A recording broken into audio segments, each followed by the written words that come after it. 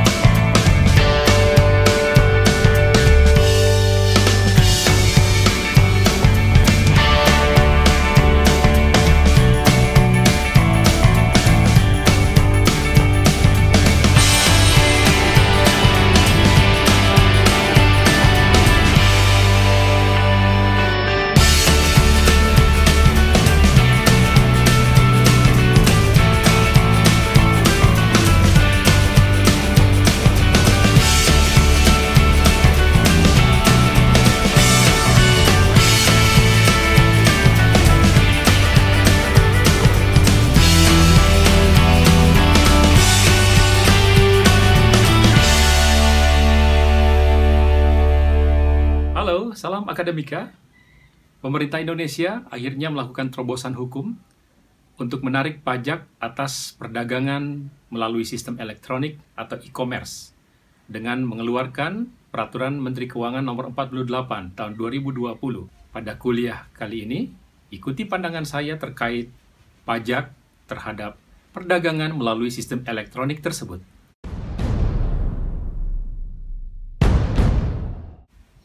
Mahasiswa Fakultas Hukum Universitas Hasanuddin yang tergabung dalam organisasi ALSA, Asian Law Student Association, chapter Fakultas Hukum Unhas, telah mengadakan sebuah webinar terkait dengan penarikan pajak terhadap perdagangan melalui sistem elektronik atau e-commerce. Bagaimana dampaknya terhadap industri digital di Indonesia.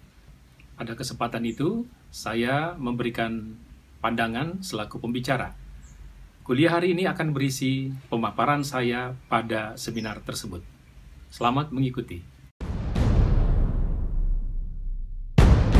Nah, kalau kita bicara tentang media OTT yang sekarang ini sedang kita bahas, maka kalau kita belajar dari berbagai literatur dan berbagai liputan ataupun juga pengalaman negara-negara, maka ada kata yang paling menonjol yang akan kita temukan. Dan itu yang saya jadikan judul dari materi saya. Jadi saya tidak kemudian menjadi pengagum ataupun juga bermaksud apa terkait dengan sebuah nama dari perusahaan ini, tetapi kalau kita bicara tentang hal yang sedang kita kaji ini, maka berbagai negara kan memunculkan kata ini. Gitu ya. Ini sudah menjadi idiom kalau ingin mengatur hal-hal yang berkait dengan pajak atau terkait dengan PMSE. Ya. Kalau tadi bahasanya dalam undang-undang kita adalah perdagangan melalui sistem elektronik.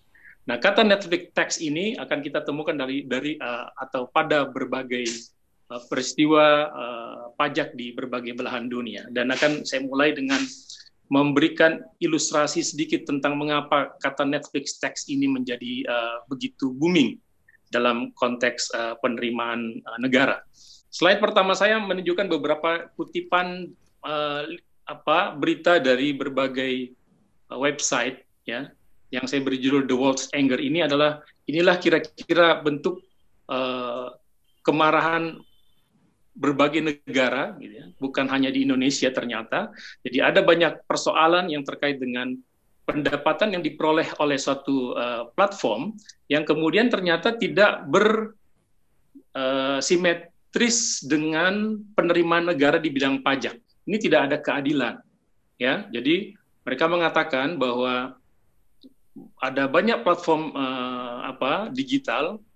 Catatan kakinya saya ingin sampaikan dulu di awal bahwa kalau saya menggunakan kata Netflix tax berarti saya tidak merujuk pada Netflix saja, gitu ya. Saya menggunakan istilah ini karena ini menjadi idiom yang banyak digunakan ketika orang berbicara terkait dengan ini. Bahasa lainnya sebenarnya adalah digital service tax, gitu ya. Nah, jadi kalau saya bicara tentang Netflix, maka itu sesungguhnya terkait dengan semua hal yang terkait dengan digital services. Nah, di berbagai negara, bahkan di Amerika sendiri, itu persoalan juga muncul terkait dengan tax-nya Netflix atau teks yang terkait dengan digital services ini. Jadi berbagai negara mengecam ada banyak sekali pendapatan yang diperoleh oleh mereka, tapi penerimaan negara kosong atau bahkan sangat minim, walaupun ada ya sangat sedikit. Bahkan di UK itu ada istilah ini luar biasa disebut dengan super highway robbery. Wah, ini menunjukkan suatu situasi bahwa negara-negara di seluruh dunia akhirnya tersadar bahwa ada sebuah platform yang kini dinikmati oleh para user internet yang merupakan user yang berlangganan secara langsung kepada perusahaan-perusahaan atau platform digital services itu melalui internet yang over the top. Dia melewati tidak hanya instrumen alat penerima, tetapi juga ternyata dia melewati regulasi yang ada. Dan dia tidak bisa dikejar oleh regulasi yang ada pada sistem nasional.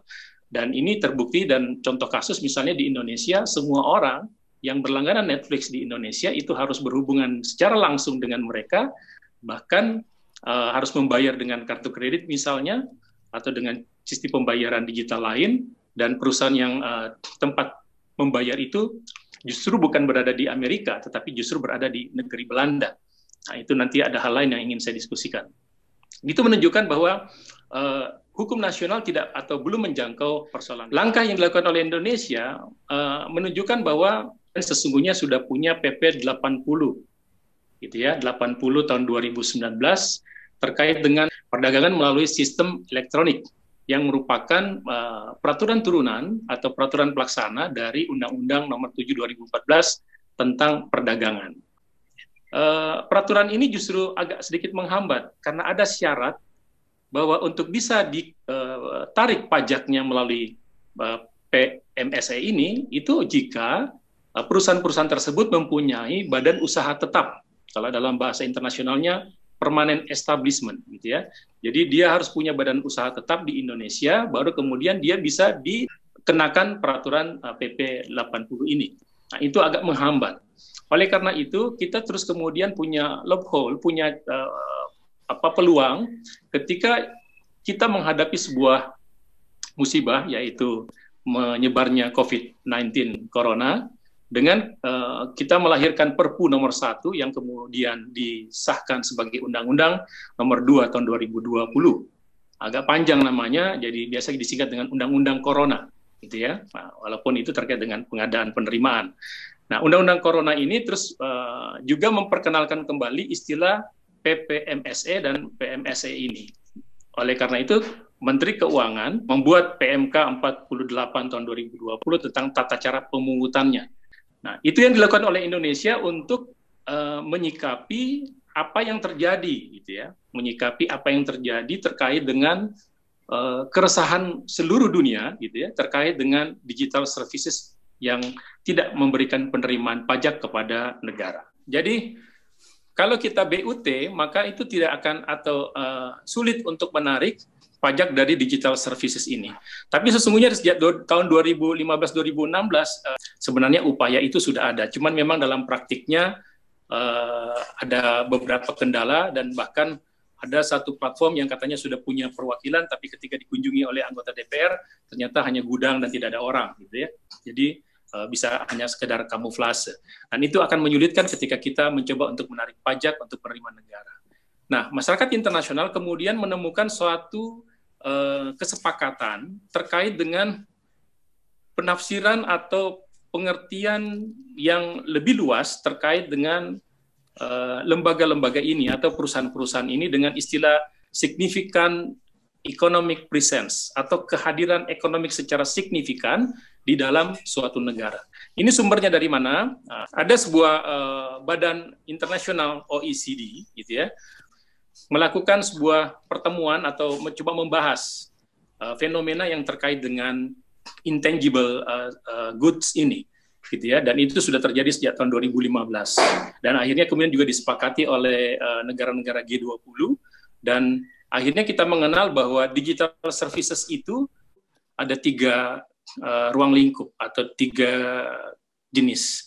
Pertama adalah social media platform, kemudian search engine, dan kemudian marketplace, gitu ya, digital marketplace. Inilah yang kemudian mencoba dijadikan sebagai bidikan penerimaan melalui pajak yang kemudian disepakati oleh berbagai negara, termasuk ini tekankan di negara-negara Eropa. Sekarang pertanyaan kita adalah apa itu signifikan economic presence? Ada 6 poin yang terkait dengan significance economic presence. Jadi ternyata untuk bisa menarik pajak dari pengusaha-pengusaha digital itu, mereka tidak harus bikin BUT, ya. Mereka tidak harus bikin permanent establishment di suatu negara. Tapi sepanjang dia memenuhi salah satu dari kriteria yang 6 ini, gitu. Jadi itu ada kata-kata or di bagian terakhir, di bagian nomor 5. Jadi ada kata-kata atau, berarti tidak harus akumulasi. Misalnya, salah satu yang paling sederhana saja adalah kalau layanan digital itu menggunakan bahasa lokal, maka itu bisa dipandang sebagai significance economic presence. Apalagi kalau kemudian pelanggannya ketahuan adalah punya atau bersumber dari suatu negara.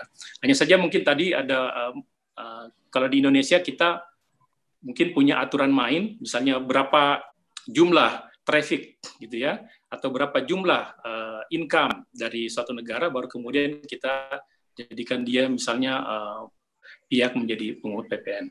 Kalau dia memenuhi salah satu dari kriteria ini, maka dia bisa menjadi objek dari pajak yang bersifat itu tadi significant economic presence gitu. Oke. Nah, dari sinilah negara-negara mulai berlomba, bahasa saya berlomba untuk membuat Netflix Tax ini di negara-negaranya untuk menyasar berbagai platform digital dan mencoba untuk meningkatkan pendapatan negaranya. Jika memang kita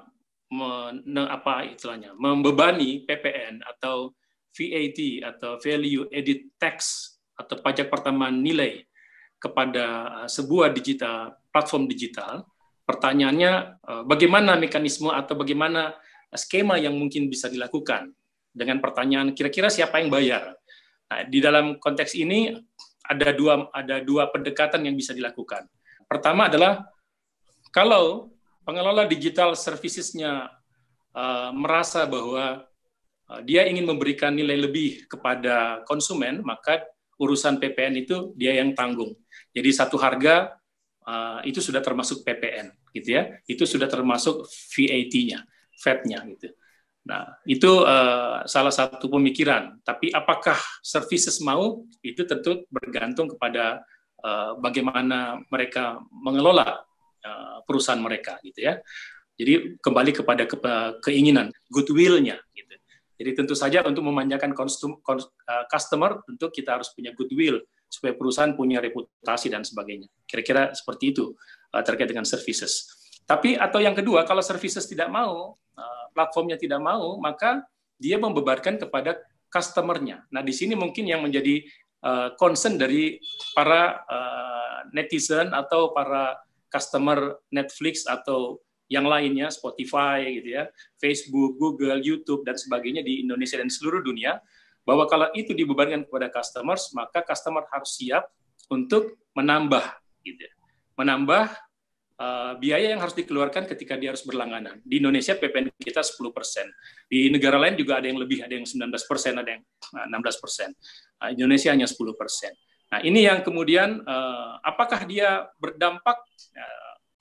Di sini ada dua perspektif yang saya coba berikan. Perspektif pertama adalah perspektif corona, gitu ya, perspektif COVID-19, bahwa pada masa kita harus work from home atau kita masa harus dikarantina, isolasi mandiri dan tidak boleh kemana-mana, ada physical distancing, maka hiburan di rumah itu menjadi sesuatu yang bisa meningkatkan imun atau bisa mengisi waktu, gitu ya.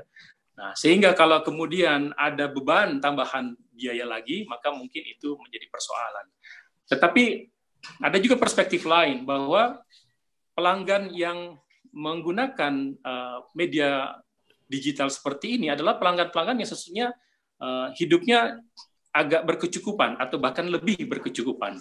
Kenapa? Karena untuk menonton sebuah film misalnya di Netflix, mereka kan harus mendownload minimal, terus kemudian kalau dia streaming, maka dia tentu harus menggunakan bandwidth yang ya minimal 5 megabyte per second gitu ya. Itu kalau HD.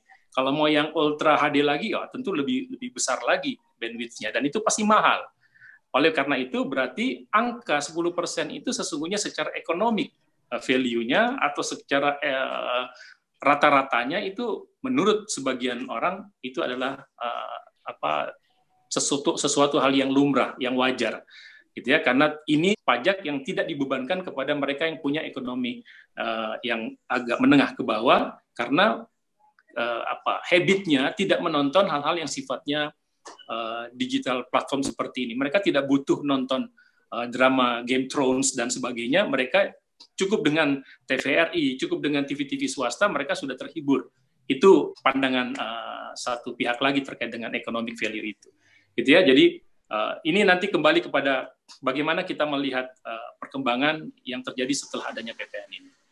Saya ingin mengajak kita semua menganalisis. Kira-kira kalau misalnya digital media ini atau digital platform ini, OTT ini, kita buatkan BUT atau kita cukup menerapkan significant economic presence, kira-kira mana yang lebih menguntungkan?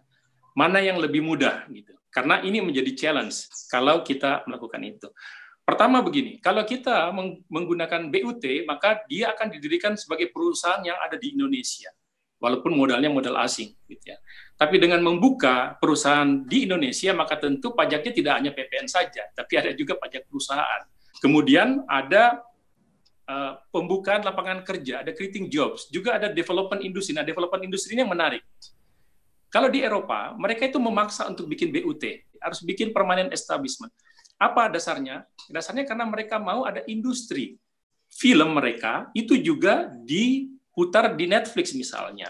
Jadi, kalau misalnya Anda nonton Netflix, terus lihat ada film-film dari Turki dan sebagainya, itu adalah bagian dari deal sebagai pihak yang mendirikan istilahnya BUT di negara tersebut. Atau itu juga yang menjadi dasar pengurangan pajak yang dikenakan kepada mereka. Jadi ada bargaining dalam konteks ini, tetapi di satu sisi dia meningkatkan industri. Tapi oke, kalau kita itu bukan pilihan, dan kalau misalnya sekarang sudah ada PMK 80 yang menjadi pilihan, berarti kita akan menerapkan significance economic presence saja. Nah, pertanyaannya yang paling men-challenge kita atau yang perlu pengawasan adalah siapa yang bisa mengetahui berapa customer dari Indonesia yang menonton Netflix, menonton atau menggunakan Spotify, yang mendownload Amazon Video Prime, yang menonton platform digital yang lain. Who knows? Gitu. Akan sulit untuk kita mengetahui. Nah, berarti kalau kita sulit mengetahuinya, wah bisa saja ini pengelolanya nanti negatif gitu perilakunya.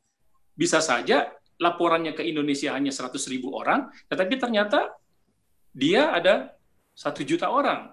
Nah, kalau demikian berarti itu bisa challenge buat kita. Nah, ini mungkin celah yang harus kita pikirkan bagaimana jalan keluarnya gitu ya. Nah, tentu saja tadi ada bahasa, ada penjelasan, sudah ada negosiasi dengan berbagai perusahaan-perusahaan itu. Menjadi tantangan buat kita adalah bagaimana kita mengikat mereka dengan MOU itu, bagaimana kita mengikat mereka dengan perjanjian itu. Nah, itu harus diperkuat di sana, saran saya. Ya, saran saya harus diperkuat karena ketika kita memberikan semacam hak kewenangan untuk menarik PPN, maka tentu pada saat itu dia bertindak atas nama negara untuk mengambil PPN-nya. Nah, pertanyaannya adalah bagaimana hak itu kita berikan, bagaimana kewenangan itu kita berikan ke mereka, bagaimana metode perjanjian antara kita dengan dia, bagaimana choice of law-nya, bagaimana choice of forum-nya. Kalau ada sengketa, ada hal yang sifatnya mereka tidak melaksanakan perjanjian itu juga saya kira harus juga. Dan saya kira pemerintah sudah memikirkan itu dan mudah-mudahan sudah ada pada perjanjian yang dilakukan gitu ya. Saya cuma hanya memikirkan ya jangan sampai itu terjadi. Dan satu hal yang menarik, dan ini banyak pertanyaan sebenarnya, bahwa kalau PPN ditarik dan itu tadi dikatakan adalah karena faktor keadilan, faktor kesejahteraan, pertanyaannya bagaimana perlindungan konsumennya? Contoh misalnya, saya langganan Netflix. Saya sudah membayar ke Netflix 109.000. Dengan 109.000 itu maka saya bisa mendownload dan men-streaming sebuah video. Tapi dalam perjalanannya ternyata proses download dan streaming itu tidak berjalan dengan baik. Atau tiba-tiba saya di-cancel oleh Netflix dan sebagainya. Pertanyaannya, kepada siapa saya meminta perlindungan? Apakah karena pemerintah sudah mengeluarkan aturan bahwa harus bayar PPN, maka terus pemerintah mengambil alih perlindungan itu? Nah, ini pertanyaan yang banyak ditunggu jawabannya. Kita memang perlu ada protection dari customers itu. Itu siapa? Gitu ya. Kalau kita mau kaji lebih jauh lagi, misalnya terjadi sengketa, konflik. Apakah kita akan bisa bawa ke dalam ranah pengadilan di negara Belanda, tempatnya Netflix itu? Nah, ini kan jadi panjang ceritanya sebenarnya gitu ya. Kira-kira itu challenge atau impact yang bisa terjadi di kemudian hari. Nah, ini, kalau tadi saya mengawali dengan the world's anger, maka ini adalah the Trump anger. Informasi terakhir sejak tanggal 3 kemarin, ternyata Donald Trump mau menginvestigasi semua negara-negara di dunia yang mengajukan atau membuat pajak untuk perusahaan-perusahaan digitalnya Amerika. Wah, ini menarik nih. Mudah-mudahan Menteri Keuangan kita Ibu Sri Mulyani teguh dengan PPN ini supaya tidak terimbas oleh kemarahan Donald Trump ini. Ya, itu yang saya ingatkan. Ini sekedar intermezzo. Saya mau ngambil satu negara yang sudah menerapkan BUT ini supaya sebagai perbandingan saja. Bahwa Turki gitu ya, dengan RTUK itu semacam Komisi Penyiaran Telekomunikasinya Turki, itu sudah 2019 membuat sebuah ketentuan baru yang disebut dengan Presentation of Radio, Television, and Optional Broadcast on the Internet, gitu ya.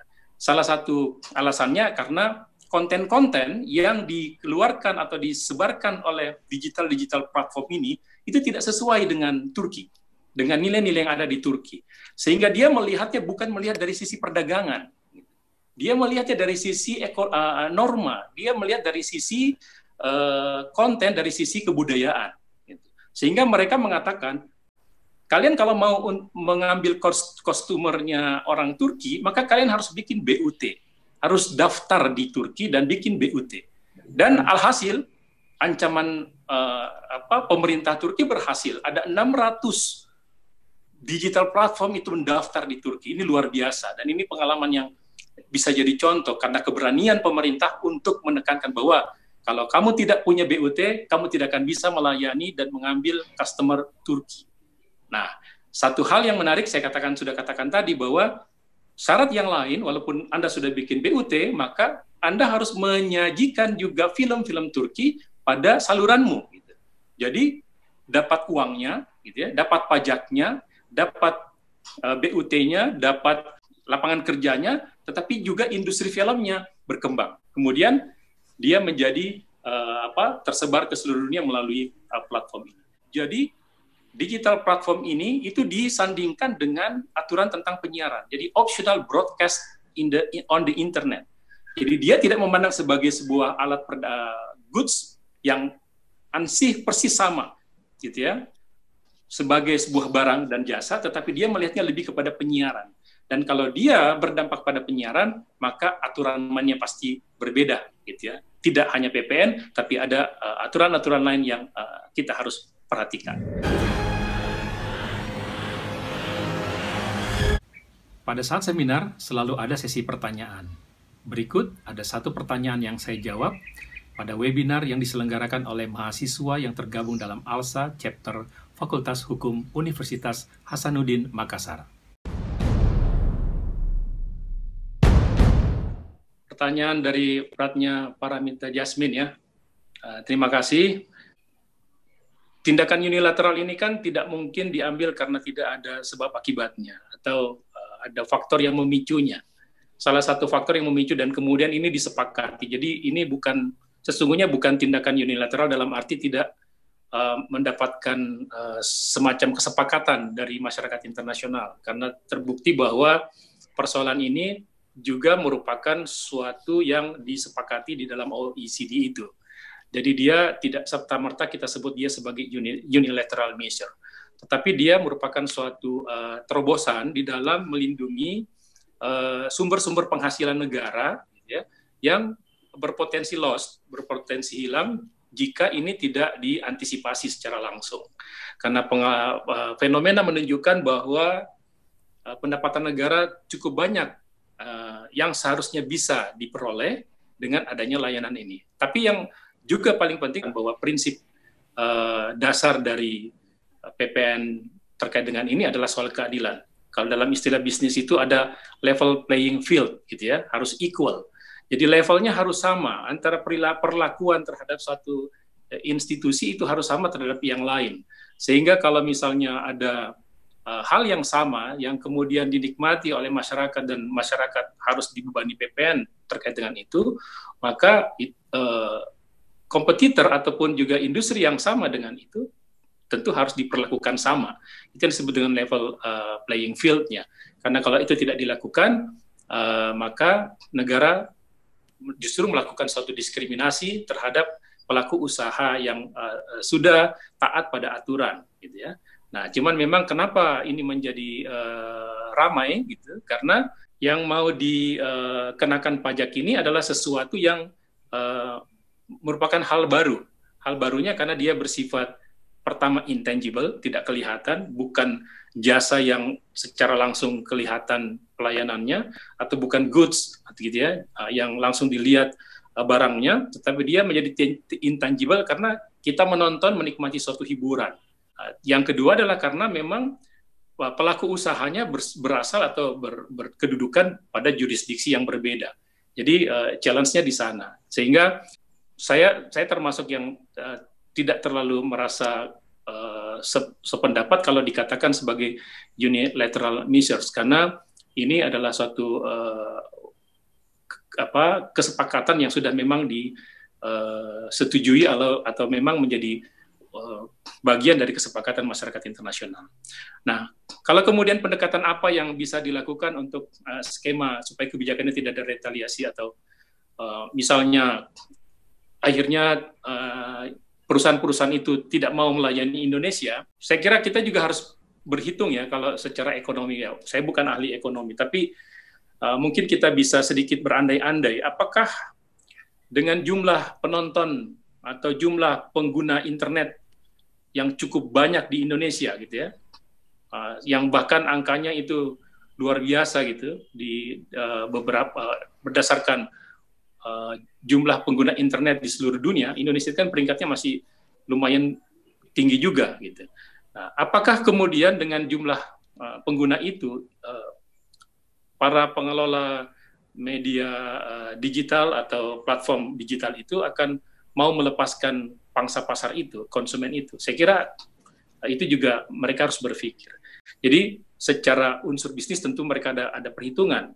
Jikalau ini mereka ikuti, ya mereka tidak akan merasa rugi, karena kalau dalam konteks bisnis kan bicara kita bukan hukum, bukan hitam putih, tetapi untung rugi gitu. Dan that's why saya kira tidak akan masalah kalau terus kemudian dia mengatakan bahwa ini kan cuma 10%. Lagi pula pangsa pasarnya adalah ekonomi menengah ke atas. Masa sih cuma tambah Rp5.000 Anda kehilangan gitu ya, kehilangan sebuah kenikmatan menonton film, bahkan bisa menjadi ada istilah baru itu binge viewer gitu. Binge viewer itu dia nonton sesuatu yang berseri-seri dalam satu hari. Dalam satu hari dia tidak akan mau melepaskan sampai serinya habis gitu. Itu ada perilaku manusia yang baru dari konsumsi media, namanya binge viewer. Nah, apakah Anda mau melepaskan kebiasaan itu? Kenikmatan menonton hal-hal yang tidak Anda dapatkan kecuali pada platform saya, hanya cuma dengan menambah 5.000. Ini kok saya jadi semacam sponsor promosi promosi platform digital itu. Tapi saya kira itu jawaban saya untuk pertanyaannya, Pak. Terima kasih. Demikian pemaparan saya terkait dengan Netflix tax atau pajak yang akan dikenakan terhadap perdagangan melalui sistem elektronik yang akan mulai berlaku di Indonesia sesuai dengan Peraturan Menteri Keuangan Nomor 48 Tahun 2020. Semoga ada manfaatnya, lebih kurangnya mohon dimaafkan. Dan seperti biasa, saran, komentar, dan usulan topik bisa Anda kirimkan melalui email ke riksawaninstitute@gmail.com. Sampai jumpa, salam akademika.